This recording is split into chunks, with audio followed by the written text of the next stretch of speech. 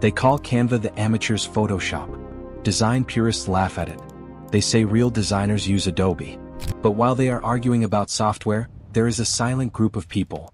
People who aren't even designers, who are using this free tool to build six-figure automated businesses that if you search for how to make money with Canva, the internet will lie to you. They will tell you to go to Fiverr and sell logos for $5.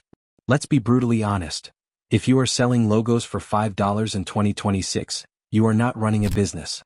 You are running a charity for cheap clients. You are trading your time for pennies in a race to the bottom. In this video, we are not talking about freelancing. We are talking about digital leverage. I'm going to show you how to use Canva to build digital real estate, products that you create once, upload once, and sell thousands of times. We are going to break down the boring utility strategy, why selling art is a trap, and the exact 3 niches where the real money is hiding right now. This isn't about being creative. It's about being strategic. Most beginners fail because they try to sell a service. A service requires your presence. If you stop working, the money stops coming. If you design a flyer for a client, you get paid once. To get paid again, you have to design another flyer. That is a job, not a business. The wealthy approach is to sell a product. When you use Canva to create a template, you are digitizing your effort. You spend 2 hours building a social media kit. That kit sits on the internet. It can be bought by a customer in London while you are asleep. It can be bought by a customer in Tokyo while you are at the gym. The effort was linear, 2 hours, but the output is exponential. This is the difference between making money and building wealth. But the problem is, most people make the wrong products. They try to be artists. Stop trying to make pretty things. Start making useful things.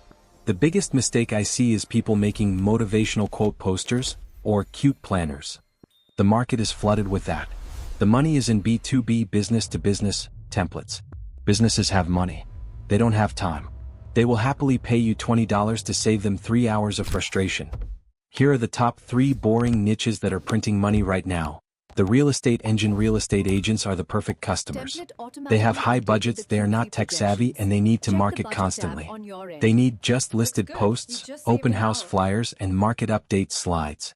You create a realtor marketing bundle, 50 matching templates in Canva. You sell it for $25. The agent buys it, drops in their own photos, changes the text, and they look professional in minutes. You just solved their biggest headache. The Airbnb host ecosystem. Airbnb is massive.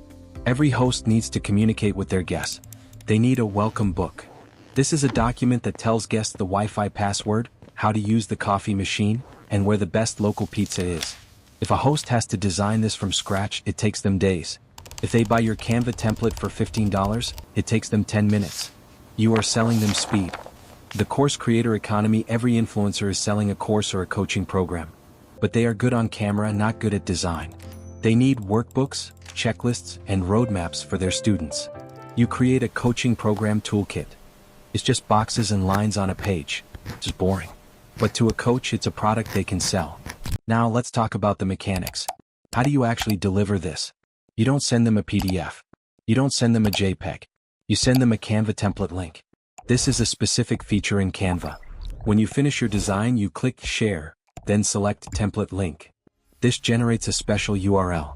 When the customer clicks this URL, Canva automatically creates a brand new copy of the design in their account.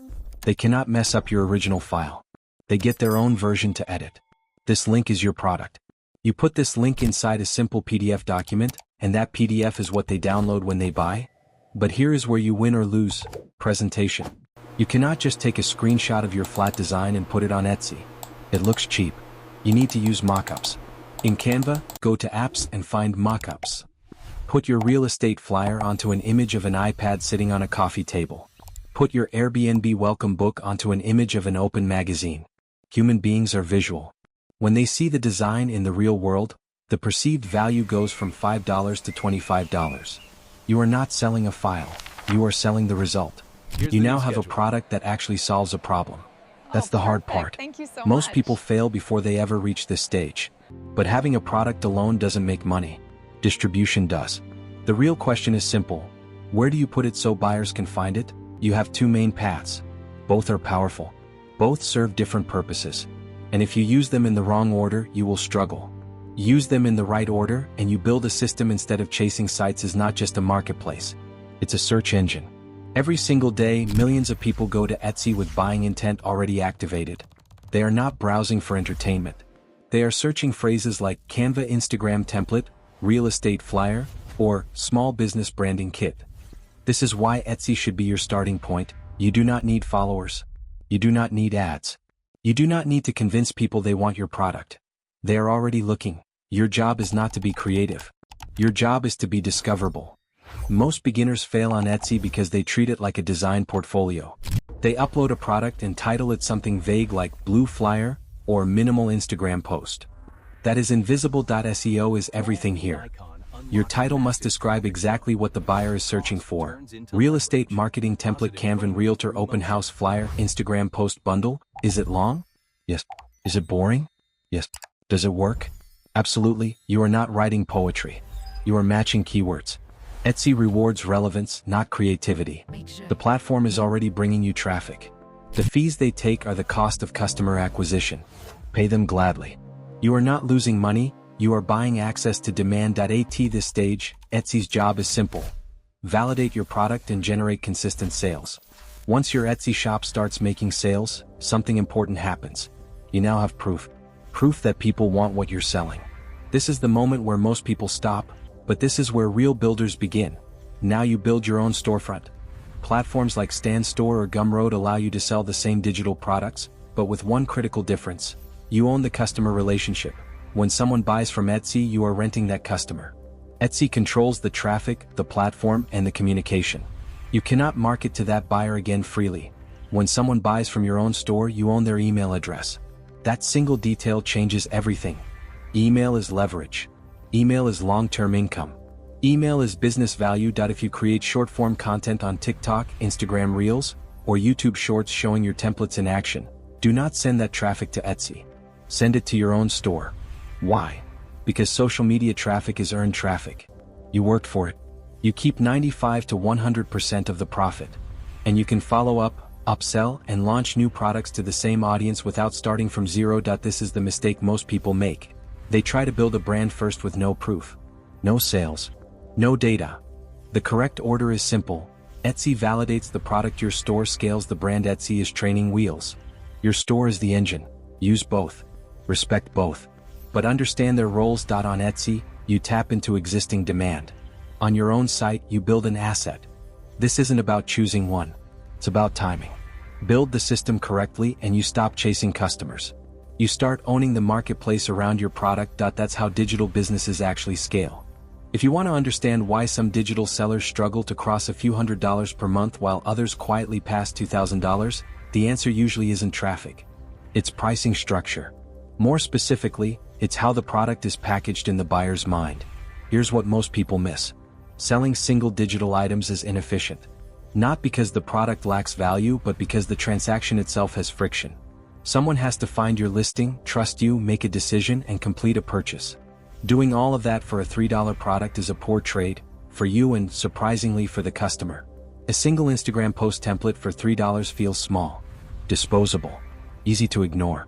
But when you group related items together, something psychological shifts. You are no longer selling a file. You are selling a solution. Instead of offering a fitness planner page, you offer the ultimate 90-day fitness transformation bundle. The contents may be simple: meal planner, workout log, grocery list, progress tracker, but the framing changes everything. The buyer is no longer evaluating each page individually. They are evaluating the outcome. This is how perceived value works. Humans don't price things mathematically.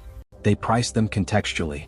When multiple components are presented together, the brain stops calculating cost per item and starts asking a different question. Will this system help me achieve what I want? That question is far more powerful. This is why a bundle can reasonably sell for $27 instead of $3, even if the creation effort is nearly identical. You did not work 9 times harder. You simply organized the value more intelligently. And here's the important part: the customer feels better about the purchase. Buying a $3 item creates doubt. Was this worth it?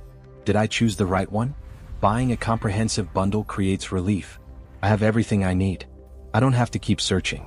That emotional relief is what people actually pay for. Bundling also reduces decision fatigue. Instead of forcing buyers to choose between 10 similar listings, you present one clear option. One path. one complete system.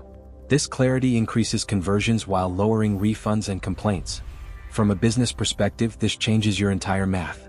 You no longer need hundreds of sales to reach meaningful income. You need fewer transactions, each with higher value. That means less support, less marketing pressure, and more stability. This is not about tricking customers. It's about respecting their time and attention. People don't want more choices. They want better organization. When you stop selling individual pieces and start selling systems, your product becomes easier to buy, easier to justify, and easier to scale. This is where digital income stops feeling fragile and starts behaving like a real business.